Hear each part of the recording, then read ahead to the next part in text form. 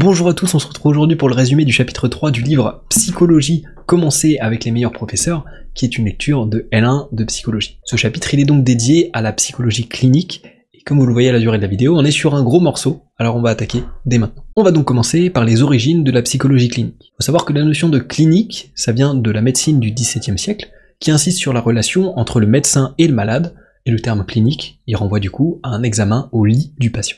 Au XIXe siècle, la psychiatrie elle prend en compte l'individualité et tente d'expliquer les faits à travers l'étude de cas, donc la psychologie clinique elle reprend cette idée en refusant son regard objectivant porté sur les patients. On peut noter qu'on a trois auteurs fondateurs de cette discipline. Dans un premier temps, on a Leitner-Whitmer, 1867-1956, qui crée la Psychological Clinic aux États-Unis en 1896. Il l'utilise notamment pour soigner les enfants atteints de troubles psychiques. On a également Pierre Janet, donc 1859-1947, qui est l'un des premiers à s'inscrire dans une perspective clinique à travers de l'observation, de l'étude de cas et une mise à l'écart d'une rationalité excessive. Finalement, on retrouve Sigmund Freud, 1856-1939, dont on a vraiment beaucoup parlé dans la vidéo précédente et qui présente la démarche clinique à travers l'analyse de cas individuels et qui construit la première théorie psychologique des troubles psychiques. On gardera en tête que la psychologie clinique est là pour caractéristique de s'intéresser aux réactions spontanées du sujet dans des situations naturelles. En France, on a Lagache qui initie une théorie de la psychologie clinique et définit ses buts comme de conseiller, guérir et éduquer. Il la différencie des autres types de psychologie et fait du diagnostic un des éléments fondamentaux de sa pratique. Au début, la psychologie clinique elle s'oppose à la démarche expérimentale et objectiviste, et son absence de scientificité, elle est largement critiquée. Après Lagache, on a Favès-Boutonnier, qui fonde en 1968 sa conception de la psychologie clinique sur l'unicité de l'individu et sur son histoire personnelle, mettant de côté la question du diagnostic et valorisant plutôt la dimension intersubjective. C'est quelque chose qui va participer à la reconnaissance de la discipline à l'université. À savoir que la psychologie clinique, elle élargit son champ d'action avec le temps. Petit à petit, elle s'éloigne de la psychologie expérimentale et se rapproche de la psychanalyse. Cela dit, elle doit simplement considérer la psychanalyse comme un modèle qui lui permet d'approfondir certains questionnements et de formuler des interprétations des phénomènes et de la relation avec le patient. À l'heure actuelle, la psychologie clinique, elle se base d'une part sur des découvertes des neurosciences, et donc fondée sur l'objectivité et la validité des méthodes, et d'autre part sur le courant influencé par les travaux psychanalytiques plus qualitatifs et humains. On va désormais définir la notion de psychologie clinique. Le terme de psychologie clinique y désigne à la fois une pratique de terrain et une méthode dont est issu un ensemble de connaissances. Elle s'adresse donc à chaque individu et elle a pour but l'évaluation, le diagnostic, l'aide et le traitement de la souffrance psychique. Pour arriver à ces fins, elle recourt à des méthodes telles que l'observation, l'étude de cas, les tests, l'analyse de discours, etc. La psychologie clinique, elle est définie par la rencontre entre la subjectivité du patient d'une part et de l'autre celle du clinicien, c'est-à-dire par le repérage des signes présentés par le patient et leur signification à travers son histoire et sa singularité. On notera que pour certains auteurs, la psychologie clinique, elle est distincte de la psychopathologie, par son intérêt sur des objets moins sévères que la pathologie mentale, mais il existe néanmoins une certaine complémentarité entre les deux. Pour eux, la psychopathologie, c'est un domaine, et la psychologie clinique, c'est une méthode. Certains ont un avis différent, mais on gardera à l'esprit que ces deux termes sont très reliés et qui sont en fait en intersection. Maintenant que tout ça est dit, on va désormais présenter la démarche clinique. Déjà, on peut présenter les méthodes cliniques comme un ensemble de techniques qui permettent, dans la relation thérapeutique, de faire apparaître des éléments saillants de la problématique individuelle. Elle vise aussi parfois à une mise en évidence objective des difficultés ou des compétences d'un individu.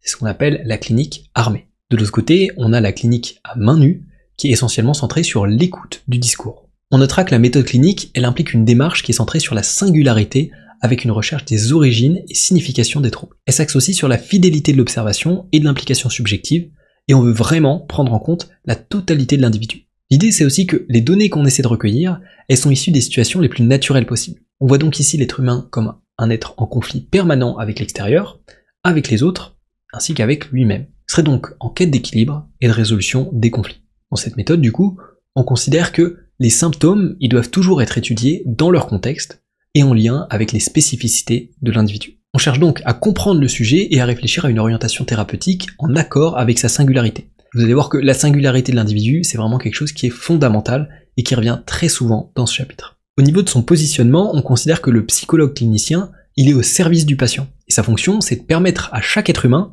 de découvrir le monde de ses désirs et de ses capacités mentales et psychiques. Pour y arriver, il y accorde plus d'importance aux représentations, aux conflits et défenses psychiques du sujet qu'à la réalité perçue par un observateur. Le clinicien, il doit donc se dégager d'une position stricte d'objectivité qui empêcherait alors toute rencontre humaine avec le patient. L'idée, c'est que la rencontre entre clinicien et patient, elle se caractérise par la rencontre entre deux subjectivités, chacune étant propre à la personne, et elle permet au clinicien d'entendre la parole, la souffrance et la demande du patient. Au final, pour appliquer la méthode clinique, le psychologue, il s'appuie sur un équilibre entre le savoir théorique, le savoir-faire, mais surtout le savoir-être. Alors je vous propose une petite pause dans la vidéo pour vous inviter à vous abonner à la chaîne. Honnêtement, que vous soyez étudiant en psychologie ou juste intéressé par la discipline, cette chaîne, je compte la dédier à vous procurer des ressources pour apprendre.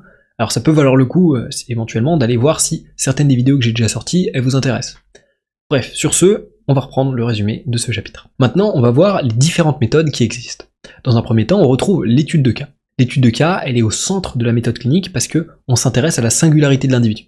Je vous avais dit que ça allait revenir souvent, la singularité. Donc elle tente de restituer les caractéristiques individuelles du fonctionnement psychique. L'histoire du patient, elle est au cœur de l'étude de cas, et elle implique de prendre en compte les éléments transmis par l'entourage familial, l'entourage social et professionnel du patient, ainsi que la place qu'ils peuvent prendre dans sa problématique. L'étude de cas, elle repose également sur des méthodes cliniques qui permettent un recueil d'informations, et chacune de ces nouvelles informations peut amener à repenser entièrement le cas. Il faut qu'on reste ouvert à une nouvelle vision des choses. On part donc du postulat de départ que chaque cas est original, et on les voit pas comme des constructions figées. Pour autant, l'étude de cas, elle pose certaines questions dans la pratique clinique, comme notamment le risque d'un point de vue trop subjectif ou trop réducteur, par exemple. Mais elle pose encore davantage de problèmes au niveau de la théorisation qu'on peut en tirer. La question sous-jacente à ce problème, c'est de savoir si on peut vraiment constituer des connaissances générales à partir de cas individuels. Pour répondre à cette question, en fait, on doit forcément essayer de repérer des régularités et les mettre à l'épreuve, des patterns qu'on va tester. Certains auteurs, ils ont d'ailleurs présenté certains patients comme des cas exemplaires typiques. La deuxième méthode qu'on va voir aujourd'hui, c'est l'observation clinique. En gros, ça revient à l'idée que l'observation du comportement et des attitudes du sujet, elle permet de soulever des questions cliniques. Cette observation, c'est une organisation des données, une analyse du contre-transfert, c'est-à-dire les réactions au transfert du patient, et une restitution de sens. Le principal risque dans cette méthode, c'est de tirer des conclusions hâtives, et encore une fois, il faut garder en tête le caractère singulier du sujet. L'observation clinique, elle peut prendre une forme non structurée, ou standardisée, auquel cas donc, elle tente de limiter la subjectivité de l'observateur. La troisième méthode, c'est finalement l'entretien clinique. L'entretien, il permet notamment au sujet de s'informer, d'écouter et d'échanger. Alors pour le psychologue, l'intervention et l'analyse du discours, elles ont plusieurs buts. Premièrement, se représenter la souffrance du sujet et son mode de fonctionnement psychique. Deuxièmement, cerner la plainte énoncée et la place que le patient donne au psychologue. Et troisièmement, permettre au sujet de se libérer et d'évoluer. Ici, du coup, le discours du patient il comporte une dimension référentielle, autrement dit, ce qu'il dit des faits, ainsi qu'une dimension modale, qui est donc du coup ce qu'il dit de ce qu'il pense, et finalement une dimension illocutoire, c'est-à-dire ce qu'il accomplit comme acte en parlant. Maintenant, au niveau de l'intervention du clinicien, on a plusieurs techniques intéressantes. La première, c'est la réitération. Donc ça revient à répéter le discours du patient pour qu'il le développe ou lui donne plus de sens. La deuxième, c'est la déclaration. En gros, dans celle-ci, le psychologue y donne son point de vue pour faire réfléchir le patient sur son intention. Et finalement, on a l'interrogation qui permet de stimuler l'énonciation en distanciant le patient de son silence. Ok, je vous laisse quelques secondes pour respirer, et maintenant on va commencer à voir quels sont les principes qui sont propres à l'entretien clinique. Déjà, on retrouve la notion de neutralité bienveillante. Pour ceux qui connaissent pas, c'est en fait une disponibilité affective du psychologue où il garde une position proche pour comprendre l'autre en évitant tout jugement. Pour autant, attention, il doit quand même rester assez en retrait pour pouvoir réfléchir. La neutralité bienveillante, elle s'associe également à la considération positive inconditionnelle, dont le principe est de développer une attitude réceptive et d'accepter le patient sous toutes ses facettes. Le deuxième principe, c'est le respect des défenses et des résistances du sujet. En gros, on va prendre en compte le temps psychique du sujet et ne pas intervenir de manière préjudiciable pour lui. En troisième, on a le transfert. On a déjà parlé de ça dans le chapitre précédent sur la psychanalyse, mais pour résumer ça, c'est la réactualisation sur la personne du thérapeute de représentations et de désirs inconscients de la part du sujet. À nouveau, on aura également le contre-transfert, qui cette fois est la réaction du clinicien au transfert du patient. Le quatrième principe qu'on retrouvera, c'est l'empathie. C'est une notion qui est assez connue, et ici on pourra la résumer à l'idée que le psychologue, il doit pouvoir ressentir le monde intérieur du patient avec la signification qu'il a pour lui, et donc essayer au final de le ressentir comme s'il était son propre monde à lui. Finalement, on aura la fonction contenante. Alors le nom est pas forcément évident, mais c'est simplement l'idée de pouvoir accueillir les angoisses du patient et de les lui restituer, ces difficultés donc, de manière un peu détoxifiée. Il y a également en psychologie clinique d'autres mécanismes qu'on retrouve cette fois autant du côté du patient que du clinicien, et pour lesquels du coup ce dernier il doit s'assurer de repérer l'influence. Parmi eux, on a déjà l'identification qui peut arriver quand un des interlocuteurs assimile un attribut de l'autre et il se transforme au moins partiellement sur son modèle. On a aussi la projection, qui est simplement le fait d'imputer à l'autre des attributs qui nous appartiennent. On retrouvera également le clivage, c'est-à-dire la présence de deux attitudes contradictoires au sein d'une même personne.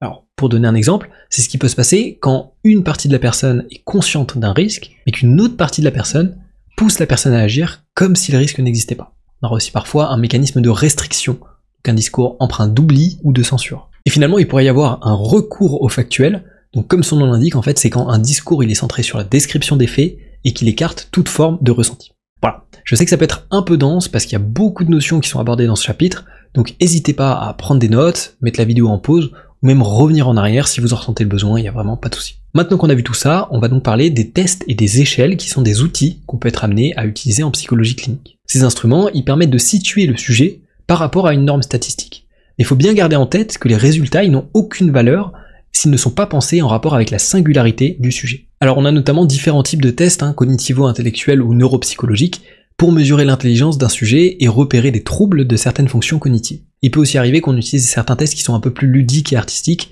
pour les enfants. Alors on arrive enfin à l'avant-dernier grand point qu'on va aborder aujourd'hui, qui est donc la présentation des approches et des théories de la psychologie clinique. Comme on en a parlé plus tôt, du coup, on a déjà la psychanalyse. Encore une fois, on va pas revenir dessus en détail parce que c'était le sujet de la dernière vidéo, donc je vous laisse un lien en description si vous voulez en savoir plus. Donc pour remettre un léger contexte dans le cadre de cette vidéo, on va simplement dire que elle se construit autour de plusieurs notions comme celle de l'inconscient ou des représentations sexuelles infantiles refoulées. Factuellement, la psychanalyse elle a pour but l'investigation des processus psychiques inconscients.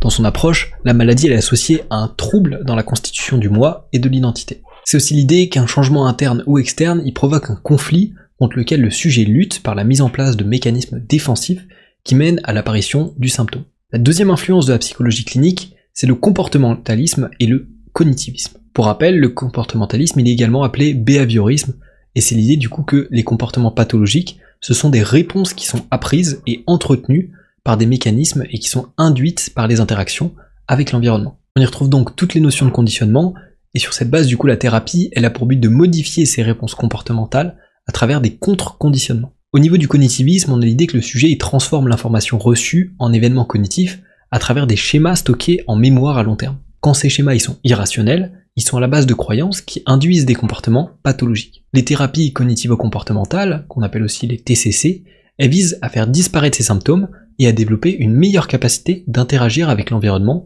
et à gérer ses émotions. Elles passent donc par une restructuration des schèmes dysfonctionnels pour permettre un développement de stratégies cognitives plus adaptées. La troisième influence, c'est celle de la phénoménologie, qui est donc un terme qui vient de la philosophie existentialiste. Alors on va passer dessus très brièvement, mais c'est l'idée qu'on tente de comprendre le vécu du sujet en mettant de côté l'objectivisme.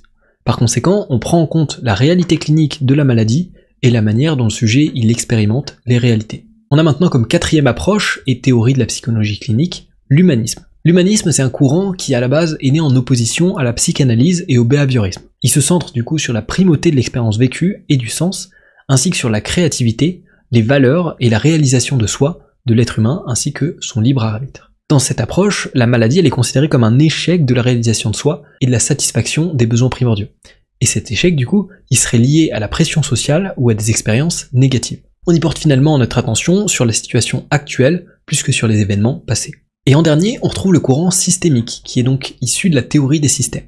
L'idée c'est que chaque système a un certain équilibre dynamique qui oscille entre homéostasie et changement. Il fonctionne sur une causalité circulaire où chaque action elle entraîne une réaction. Et on en arrive maintenant au dernier grand point de ce chapitre qui est dédié aux interventions du psychologue clinicien. Je sais que la vidéo elle est déjà longue, alors je vais pas tous vous les citer, mais je vais quand même revenir sur les idées les plus importantes. Alors premièrement, on a l'importance de l'identité professionnelle. Le psychologue il a donc une mission clinique auprès des patients dans le but de leur construire un dispositif et un suivi adapté. Il a également une mission institutionnelle auprès des équipes. Ça va être donc du coup tout ce qui relève du travail avec les autres professionnels de psychologie et ses collègues. On a également une mission de formation, information, recherche, c'est-à-dire du coup le devoir de rester un élève toute sa vie et de continuer de s'informer et d'apprendre. Et finalement, en tant que professionnel, on a le devoir de respecter le code de déontologie des psychologues, C'est ce qui inclut notamment la notion de secret professionnel, par exemple. Ainsi que donc, du coup, de respecter une position éthique et de connaître les lois, etc. Alors, au niveau des domaines d'intervention, ça va être plutôt, du coup, axé sur les mécanismes de la pathologie et l'expérience subjective du sujet, plus que sur la maladie. On notera aussi que la psychologie clinique, elle s'étend à d'autres domaines que la psychiatrie, en passant notamment par le secteur privé comme public. Du côté des types d'intervention, du coup, on retrouve le diagnostic et l'évaluation qui permettent de former un bilan psychologique. L'objectif, c'est d'opérer une sélection et un traitement des données individuelles pour l'évaluation et l'orientation du patient. Ce bilan, il nous permet notamment, à travers la sémiologie, de définir le type de maladie ou de trouble que présente la personne et de comprendre son organisation psychique. Gardez aussi en tête qu'on préfère généralement utiliser le terme d'évaluation à celui de diagnostic, étant donné qu'on ne se cantonne pas simplement à une classification de la maladie du sujet. Alors la psychothérapie, c'est également une des interventions qui peuvent être mises en place. Ce sont donc du coup des méthodes qui sont soutenues et validées par des théories scientifiques, et on répertorie plusieurs centaines de méthodes de psychothérapie, par contre qui proviennent de différentes bases théoriques, donc du coup forcément parmi elles, il y a certaines techniques qui font l'objet de nombreux débats concernant leur validité. On va également parfois mettre en place ce qu'on appelle un conseil psychologique. En fait, c'est simplement une rencontre ponctuelle entre le psychologue et un sujet qui souhaite résoudre un problème précis ou prendre une décision. Dans cette intervention, le psychologue il donne pas réellement un conseil à proprement parler, mais plutôt il repère les implications personnelles du patient dans son problème. Et finalement, la dernière chose qu'on va évoquer, c'est la recherche. Parce que même si la psychologie clinique c'est surtout associée à une pratique thérapeutique, elle a aussi sa place dans la recherche, pour construire des nouvelles connaissances. Alors pour cette construction de connaissances, on observe deux conceptions de la recherche, une conception qui a plutôt du coup une approche empirique, là où l'autre, sans être nécessairement en opposition, elle se vend plutôt dans une perspective non objectivante. Voilà, c'est tout pour aujourd'hui, j'espère que ce chapitre vous aura intéressé, et comme la vidéo était déjà plus longue que d'habitude, je vais pas vous retenir plus longtemps. Je vous invite une fois de plus à vous abonner si vous êtes intéressé par la psychologie ou par ce livre, et sur ce, je vous dis à la prochaine.